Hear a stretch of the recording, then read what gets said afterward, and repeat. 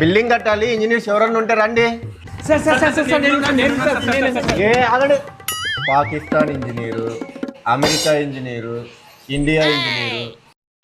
సరే కానీ బిల్డింగ్ కట్టాలి, మీ రేట్ ఎంతనో చెప్పండి, ఎవరిది నచ్చితే వాళ్ళకి ఇస్తా.